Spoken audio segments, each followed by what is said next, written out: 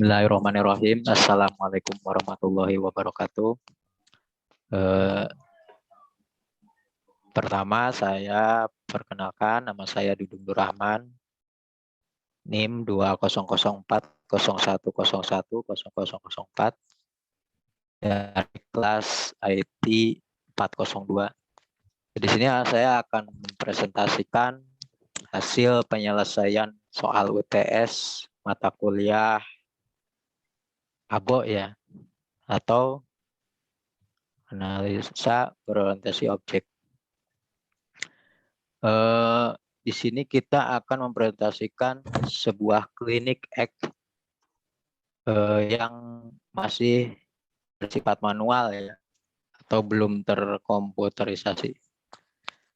Untuk mempersingkat waktu, saya akan langsung mempresentasikan tentang latar belakang yang nanti ada flowchart diagram dan use case diagram akan dipresentasikan oleh teman-teman saya di sini. Baik, saya akan mempresentasikan tentang latar belakangnya, diilustrasikan pada sebuah klinik ya, yang sistem administrasi dan data rekam medik pasiennya masih bersifat manual atau belum terkomputerisasi. Mungkin sebelum banyaknya aplikasi ya. Jika seorang pasien ingin berobat atau memeriksakan kesehatannya kepada dokter di klinik tersebut, sebelumnya pasien harus mendaftar ulang dengan menyerahkan kartu pasien ke bagian administrasi. Tetapi bagi pasien yang baru yang belum pernah berobat di klinik tersebut, pasien harus mendaftar terlebih dahulu untuk didata dan mendapatkan kartu pasien.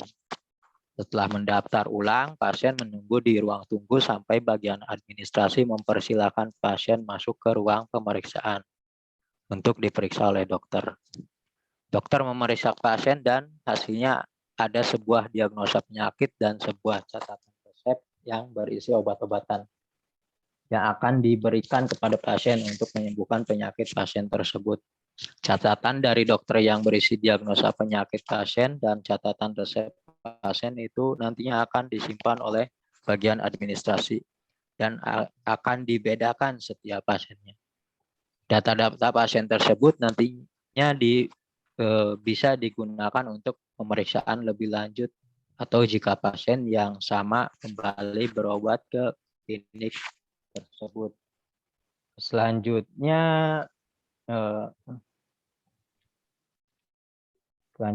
kita akan mempresentasikan tentang flowchart-nya informasi klinik tersebut yang akan dibawakan oleh atau dipresentasikan oleh Mas Rifki Permana.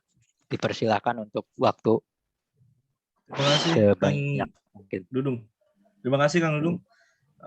Pertama, apakah suara saya terdengar dengan jelas, teman-teman? Supaya lebih enak terjelas ya. Baik. Bismillah, teman-teman, pendengar maupun Bapak Ibu dosen pengampu mata kuliah analisis berorientasi objek Bapak Muhammad Ikhwani Saputra. Perkenankan kami untuk mengerjakan UTS ini dikerjakan secara kelompok supaya lebih matang hasilnya dan lebih jauh dari luar ekspektasi dari teman-teman atau Bapak Ibu semua. Mudah-mudahan informasi ataupun hasil dari pengerjaan tugas UTS ini akan membuat sebuah pengalaman dan manfaat bagi teman-teman untuk belajar lebih giat lagi dalam perkuliahan ini sampai dengan akhir semester nanti. Nah, studi kasus yang telah dijelaskan oleh Mas Dudung cukup jelas tadi, sebuah sistem informasi klinik di mana klinik tersebut belum terkomputerisasi atau terintegrasi dengan sistem sebelumnya, sehingga dalam keberlangsungannya sehari-hari agak sedikit sulit gitu ya, dan ribet lah. Nah, kami mencoba untuk mengilustrasikan sedikit terkait bagaimana step by step-nya melalui sistem yang telah digunakan atau yang akan digunakan nanti jika klinik tersebut menggunakan sistem terkomputerisasi. Nah, pertama sudah jelas 4 entitas data seperti pasien, kemudian administratornya, lalu kemudian dokter dengan apotekernya. Empat entitas ini akan melakukan pekerjaan-pekerjaan masing-masing yang telah kami buat secara terflow ya di dalam sebuah flowchart ini untuk guna merapihkan sistem yang tadinya manual menjadi digital. Pertama, pasien tersebut mendaftar, membawa dengan dokumen kartu obat, di situ kartu berobat, lalu mendaftarkan ke bagian administratifnya. Nah, di sini di table 2, di kolom 2, function 2 ini harusnya admin ya, karena saya lupa, mohon maaf untuk mencantumkan adminnya. Jadi di function 2 ini adalah admin. Admin ini akan mengecek apakah kartu berobat itu kartu berobat lama atau berobat baru. Jika pasien tersebut sudah pernah datang, berarti kan pasien tersebut sudah mempunyai kartu berobat. Jika belum, maka akan dibuatkan kartu berobat yang baru untuk bisa dilakukan rekam medis. Ya, seperti di gambar yang di kolom 2 ini, di kolom admin. Setelah kartu berobat baru itu terregister, terdaftar, atau kartu berobat yang lamanya pun sudah terdaftar, admin akan mengecek rekam medisnya. Apakah pasien tersebut punya riwayat penyakit ABCDE, pernah berobat di sini atau belum, pernah mengkonsumsi obat apa aja. Nah, itu terekam di sini, di dokumen mereka.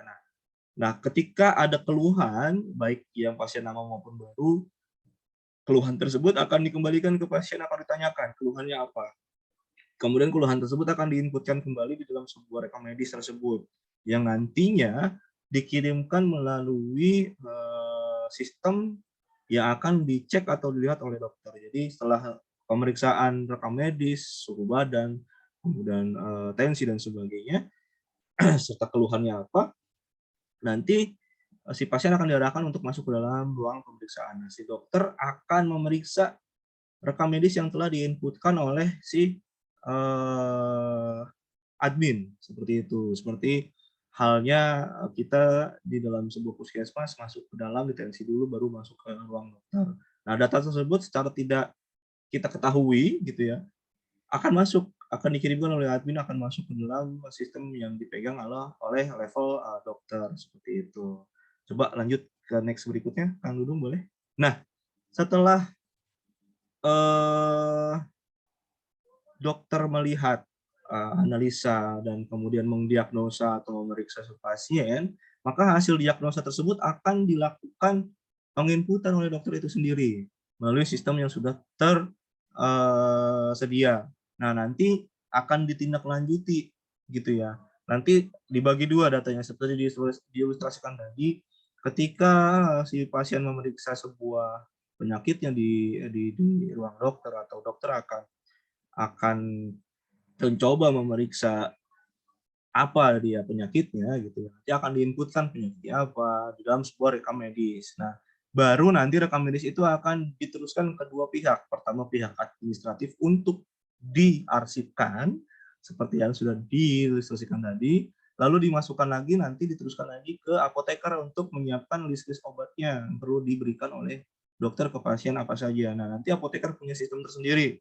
Sistemnya seperti resep-resepnya apa aja, yang ada apa aja gitu ya, list obatnya, kemudian rekapitulasi obat yang sudah diberikan ke pasien. Setelah dari apoteker, dikembalikan lagi sistem tersebut ke dokter untuk dibuatkan sebuah memo untuk kira-kira biaya pemeriksaannya berapa. Seperti itu. Apakah tidak ada biaya melalui, nanti akan ada sistem BPJS, atau memang sesuai dengan sistem pembayaran yang berlaku di sana.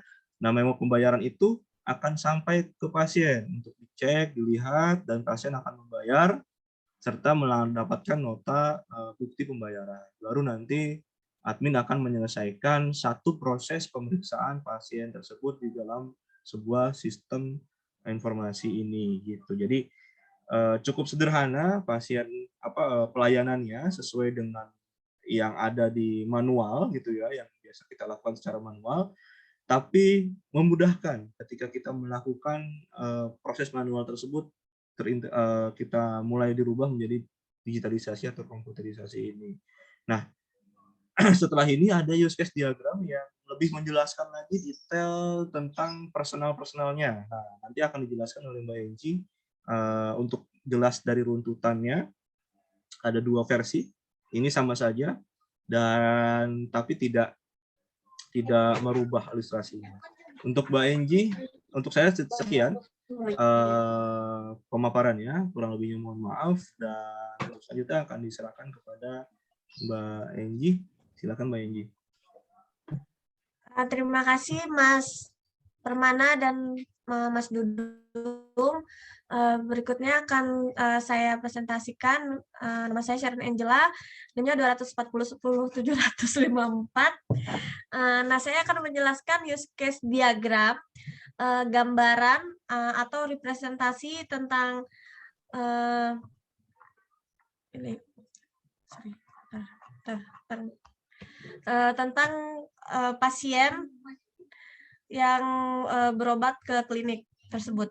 Pertama, pasien registrasi, login ke admin. Nah, nanti akan dilihat itu pasien lama atau baru. Kalau misalnya dia pasien lama, nah dia biasanya membawa kartu berobatnya. Nanti kalau misalnya pasien itu dia akan mendaftar. Nanti jika pasien lama, nanti dia bawa kartu berobat dan dilihat di situ ada medis. Nah, di rekam medis ini ada catatan ayat pemeriksaan dia tentang penyakit sebelumnya. Selanjutnya diperiksa oleh dokter.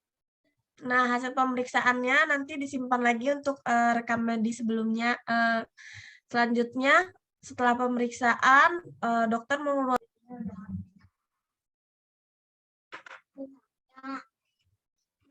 selanjutnya keterangan pasien melakukan pendaftaran kepada petugas pendaftaran. Petugas pendaftaran mengecek keaktifan kartu BPJS yang berikut. Dokter melakukan wawancara dan keluhan pasien, melakukan pemeriksaan terhadap pasien. Pasien melakukan pengambilan obat di apotek. Sekian, selanjutnya dilanjutkan lagi dengan Mas Dudung. Terima kasih. Baik, terima kasih kepada teman-teman, Mas Ridky sama Mbak Sharon ya, atas presentasinya. Saya di sini hanya akan menutup saja untuk presentasi kali ini. Kurang lebihnya saya harap atau kami harap semoga Bapak dosen atau Ibu dosen memakluminya atas segala kekurangan yang kami berikan. Terima kasih, cukup sekian. Saya akhiri, bila itu ya. Assalamualaikum warahmatullahi wabarakatuh. Waalaikumsalam warahmatullahi wabarakatuh. Terima kasih. Terima kasih, udah ya. Warahmatullahi wabarakatuh. Terima kasih. Saya di WA terus nih sama RPL nih. Dan Permana.